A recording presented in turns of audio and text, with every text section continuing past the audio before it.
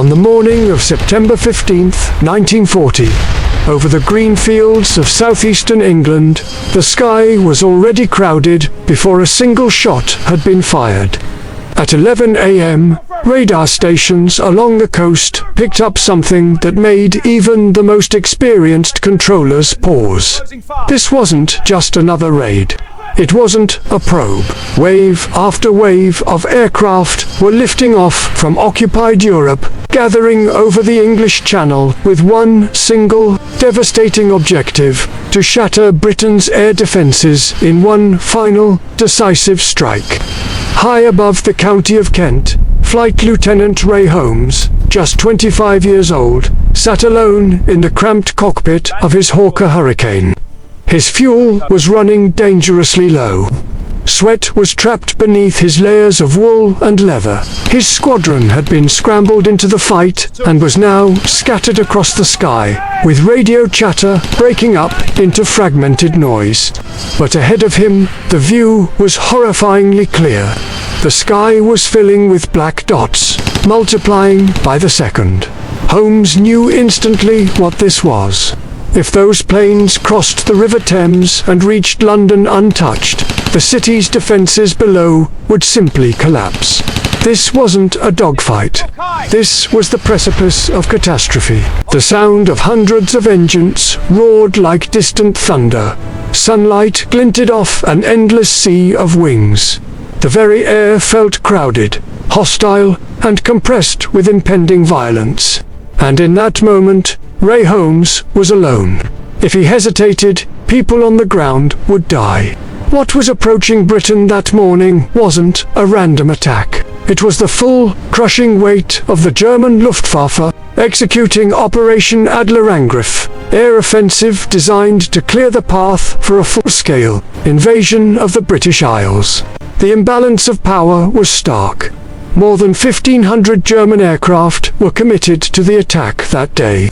Heinkel He-111 and Dornier Du-17 bombers flew in tight, disciplined formations, shielded by swarms of Messerschmitt Bf-109 fighters.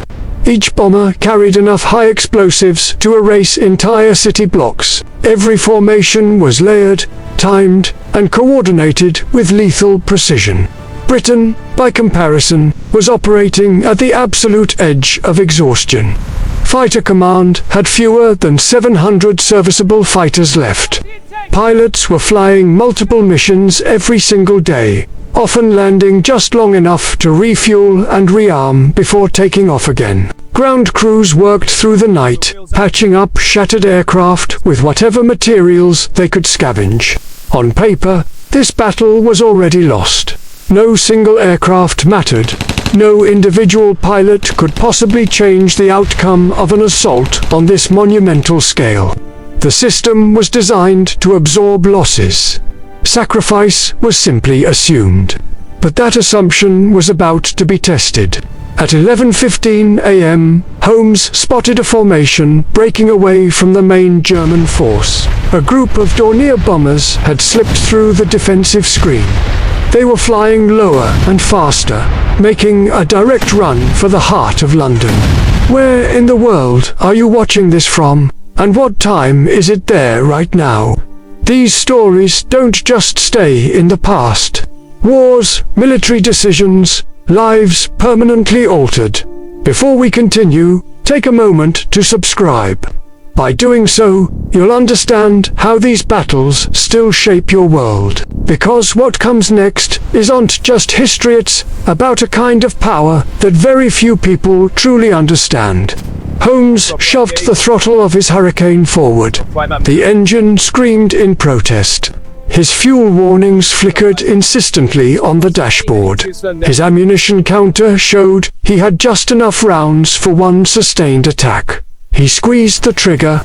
Tracer rounds cut through the sky, tearing into the rear bomber of the formation. Black smoke began to pour from one of its engines, but the formation held its discipline, flying onward. Defensive gunners returned fire, and bullets ripped through Holmes's own wings and fuselage. And then, his guns fell silent. He was out of ammunition. Military doctrine demanded he retreat. Survival demanded it. He had done his part.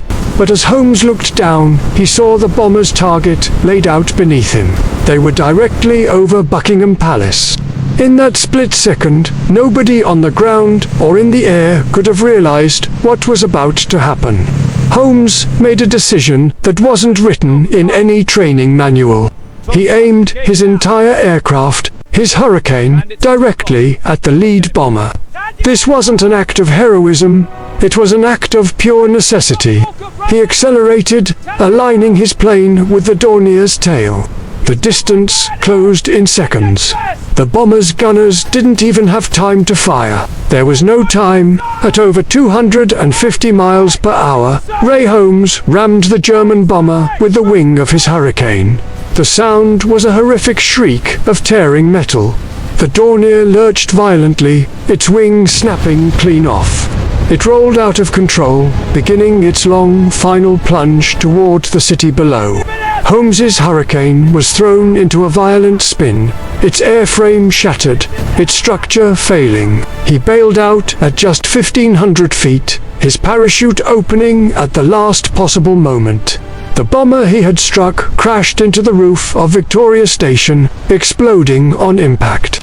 Had it reached its intended target just seconds later, the casualties would have been immeasurable. Holmes landed in a quiet suburban garden, alive, shaken, and completely unaware that thousands of civilians on the ground had just witnessed the mid-air collision, looking up in sheer terror. This wasn't the end of the day's attack, but it was a rupture in the Germans' momentum. As the battle raged on across southeastern England, the German formations began to face increasingly stiff resistance. Radar-directed interceptions became sharper.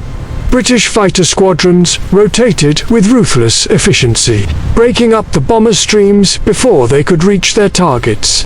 What followed was a fatal miscalculation by the German command. They believed British defenses were on the verge of collapsing. They were wrong. Fighter command was strained to its limits, but it was not broken. In the days that followed, the Luftwaffe shifted its strategy, targeting cities directly instead of airfields. That single decision, born from the frustration of that day, saved the Royal Air Force. It gave them the breathing room they desperately needed to repair, rearm, and recover. By nightfall, the plans for a German invasion of Britain were postponed indefinitely. The invasion would never come. Ray Holmes survived the war. He never sought recognition or fame. His Hurricane was destroyed, and his incredible actions were barely mentioned in the official reports. Yet, in that one critical moment, a single decision made by one individual disrupted a system that was built to be unstoppable. This wasn't a clean victory.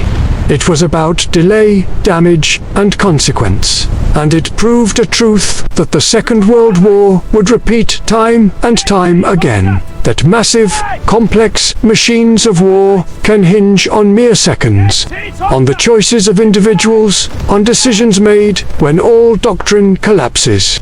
There was no grand triumph in the sky that day. There was only smoke, wreckage, and the chilling knowledge that a catastrophe had been narrowly, miraculously avoided. The war would continue, and it would demand far more than one life before it was finally over. Thanks for watching, and be sure to subscribe for more stories that show how the past is never really past. This is how history actually turns. Not through victories announced afterward, but through margins so narrow that nobody notices them at the time. No document states that one pilot stopped an invasion. No command memo credits a single aircraft with altering the course of the war. What remains is only the fact that, on that morning, an attack designed to break Britain did not achieve its objective. The invasion never came. The war did. And the difference between those two outcomes was not strategy alone, but moments unrecorded, uncelebrated where systems depended on individuals who never believed they mattered. History remembers decisions made by governments. It almost never records the seconds where everything could have failed. Those seconds passed over Britain that day, and they passed without explanation.